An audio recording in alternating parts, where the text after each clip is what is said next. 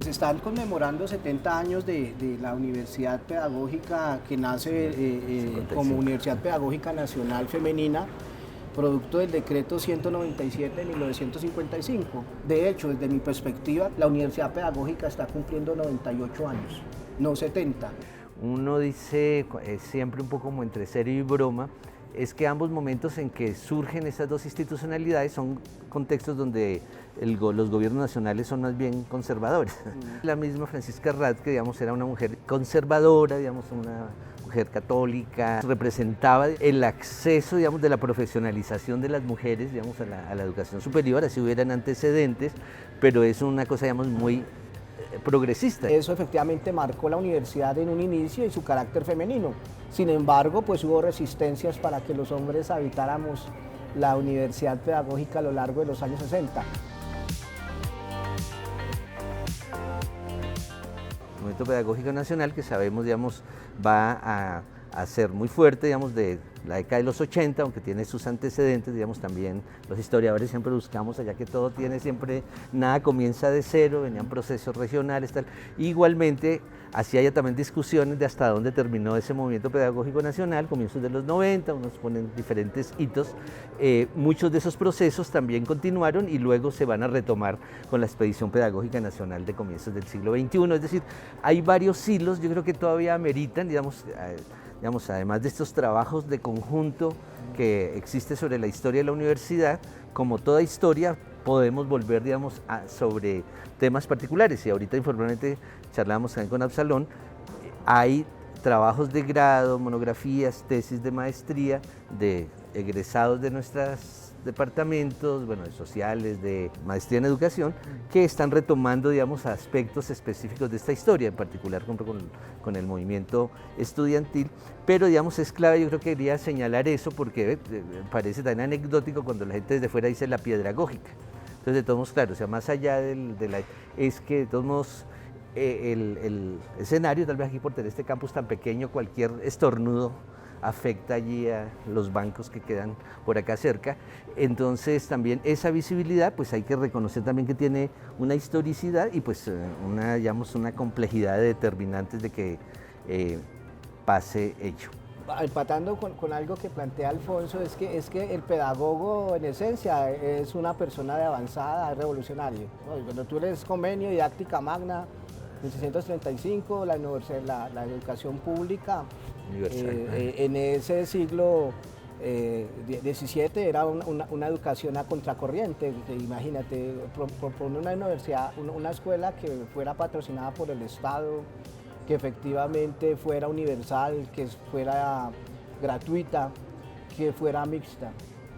Lo plantean los pedagogos desde mediados del siglo XVII, luego Pestalozzi plantea la educación popular a inicios del siglo XIX y la educación popular solo se materializa, la educación para los sectores pobres de la población, solo en la segunda mitad del siglo XX. Y toda la perspectiva de educación por lo general de los pedagogos son perspectivas de avanzada y de cambio,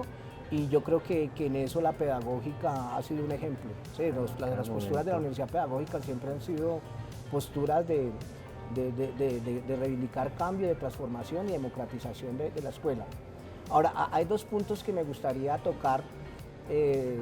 para hablar un poco de estos 70 años. Uno tiene que ver con el tema de la pedagogía en la pedagógica y otro con el tema de la investigación, ¿no? El primero, el de la pedagogía en la pedagógica, ustedes pues, ojalá evidencien cómo la Universidad Pedagógica a lo largo no de los 70 años, sino de los 98 años, es una universidad que ha sido promotora de las transformaciones pedagógicas aquí del país. De hecho, la pedagógica en su etapa de instituto pedagógico entre 1927 al 52 promovió la escuela activa, el aprender haciendo, el contacto directo con las cosas y las salidas de campo. Si tú observas la profesora Rosa Cárdenas en las entrevistas que nosotros le hicimos a la misma Mercedes, muchos egresados de su época, hoy en día ya no están, ya murieron, reivindicaron la importancia de Francisca Radke como promotora de la escuela activa, como promotora del aprender haciendo, de las salidas de campo. Inclusive hay varios informes donde Francisca Radke se iba con las estudiantes a La Guajira, al Amazonas. Y eso lo heredamos nosotros en los programas de sociales, de biología, varias de las licenciaturas, química también. Muchas licenciaturas estaban acompañadas de salidas de campo hasta finales del siglo XX, inicios del XXI, no sé actualmente, pero la Universidad Pedagógica era escuela activa. Método Montessori en términos de la formación de las pedagogas lo promovió la escuela, el Instituto Pedagógico Nacional, y el método Montessori sigue siendo aún vigente en la formación de licenciadas en pedagogía. Luego viene toda la discusión de cuándo acá aparece el método experimental en la formación de licenciados, ¿no? La formación de licenciados promueve la formación de investigadores. Porque tienen que hacer un trabajo de grado, una monografía, y ahí es donde, por ejemplo, con Alfonso nosotros participamos en la formación de investigadores de pregrado, maestría o inclusive doctorado, pero quien efectivamente reivindica la formación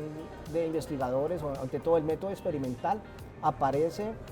a través de la Escuela Normal Superior. José Francisco Socarrás promueve el método experimental, y el método experimental lo hereda la Universidad Pedagógica desde 1955, porque promueve la formación de un licenciado fuerte en términos disciplinarios. Un buen licenciado es aquel que conoce su disciplina y tiene la capacidad de investigar disciplinarmente, y por lo tanto tiene la posibilidad de enseñar su disciplina en la escuela. Ese elemento también hace parte de la historia de la pedagogía colombiana en el siglo XX. La pedagógica es heredera del método experimental, y posteriormente vienen las afectaciones de toda la discusión del desarrollo, el peso que tiene Estados Unidos, ¿no? Las reformas que hizo la pedagógica en los años 60, 70, y aparece el conductismo, porque la pedagógica de manera paradójica promovió conductismo más o menos entre 1971 a 1986. Y efectivamente en ese conductismo pues el Ministerio de Educación se compromete por primera vez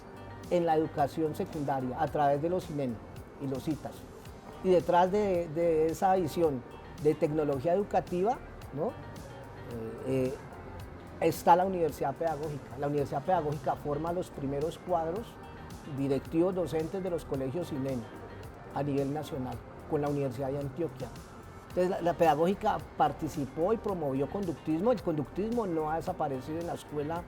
de las prácticas pedagógicas de los maestros en ejercicio. Y luego viene en los años 90 el constructivismo. Y hoy en día pues casi todas las licenciaturas de humanidades, ciencias sociales, de pedagogía tienen mucho de constructivismo y mucho de constructivistas, y la Universidad Pedagógica en eso participa y promueve constructivismo. Aún hoy en día, desde mediados de los 90 llegó acá. Inicialmente llega a través de los programas de pedagogía, y posteriormente programas como los de sociales. Nos apropiamos de esa perspectiva constructivista, y es una perspectiva que para nosotros es válida porque tiene en cuenta la subjetividad, la experiencia, la narrativa del sujeto, su memoria. Todo eso tiene un carácter constructivo en la medida en que el sujeto se construye. Y ahí efectivamente hay unos empalmes entre esa visión constructiva en investigación, que también termina siendo constructiva en términos de lo que son las prácticas pedagógicas de algunas áreas, ¿sí? De algunas expresiones de saber escolar. Ya el segundo punto es importante reivindicar en estos 70 años la importancia que tiene la investigación en la Universidad Pedagógica Nacional. La Universidad Pedagógica tiene su primer antecedente de investigación en el año 62. Se comienza a hablar de investigación, ¿no? Y efectivamente se promueven los primeros proyectos, y en el año 68 aparece el ICOLPE, y el ICOLPE efectivamente da cuenta del compromiso que tiene la Universidad Pedagógica Nacional con la investigación educativa, ¿no? Y el ICOLPE pues en su momento fue algo resistido por el movimiento estudiantil, porque lo veían como una iniciativa que tenía que ver con esa perspectiva del desarrollo y la intención no solamente del Estado, sino del gobierno norteamericano de intervenir la escuela y la política educativa nacional. Pero detrás del ICOLPE se da la primera experiencia de lo que es un centro de investigaciones institucional en una universidad pública del país. Y si no estoy mal, es tal vez el primer centro de investigación que tiene la universidad pública, mucho más antiguos que lo que ocurre en la Universidad Nacional, aunque en los años 60 también estaba ya Camilo Torres, Orlando Faz, desarrollando investigación, pero no de carácter institucional como sí ocurre acá. Entonces, efectivamente se dan una serie de transformaciones importantes. En el año 76 hay un golpe fuerte para el instituto porque el Ministerio de Educación decide de que va a participar de lo que es la cualificación y la formación docente en términos de lo que es la investigación, y poco a poco ese instituto se va convirtiendo en el CIUT. En el CIUT hay una pluralidad en el tema de la investigación. Cuando uno hace un balance,